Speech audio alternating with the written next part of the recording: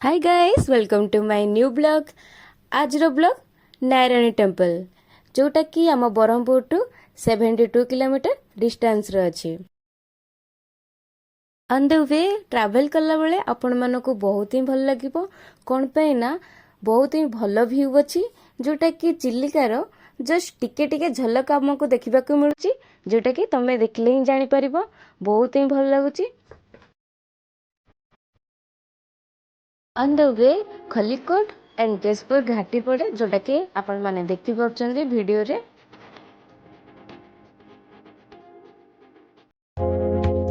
Finally आम आसिकी NH रु नारायण जीवा रास्ता आसी पहुँची गलु। आपण माने देखि पारथिबे एबाउ 4 किलोमीटर बाकी अछि। चलंतु आगो जीवा। एई जीवा रास्ता भितरे 4 किलोमीटर पर्यंत छोट जंगल देखिबा को मिलिबो। फाइनली आम आसी पहुँची गलु माँ नारायणी टेम्पल रे। चलंतु आगो को देखिबा।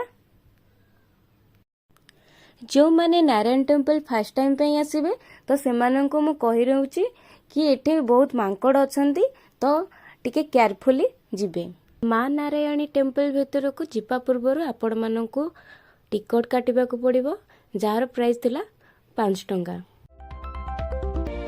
आम आसी पहुँची गलु माँ नारायणी मंदिर भीतर को। मंदिर भीतर आपण माननको देखाया पे मु ट्राई करूची। एठी आपण माननको मांकड़ मानकर क्यूट हरकत देखिबा को मिलिबो जोटा कि आपण माने वीडियो रे देखि पारथिबे।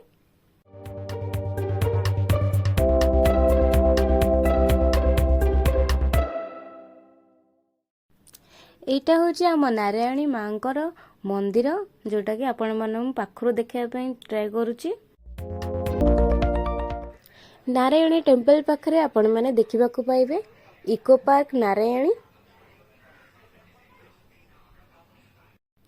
छोट पिलांको पाई बहुत ही छोट पार्क टीए जोटा कि आपण माने वीडियो रे देखि पारथिबे। ट्रैवल भितरे बहुत ही भूख लागिथिला तो फाइनली मु चिलिका ढाबार आसी पहुँच जाइथिली। एठी आमे बे लंच करि नबु। आपण माने देखि पारथिबे मु कोन कोन मगैची खाइबा पाई।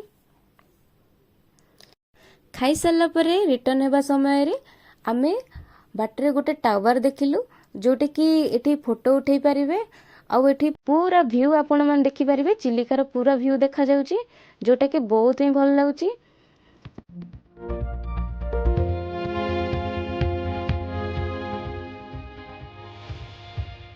आजिर ब्लॉग को एठी एंड करूची। पुणी देखा हबो न्यू ब्लॉग रे।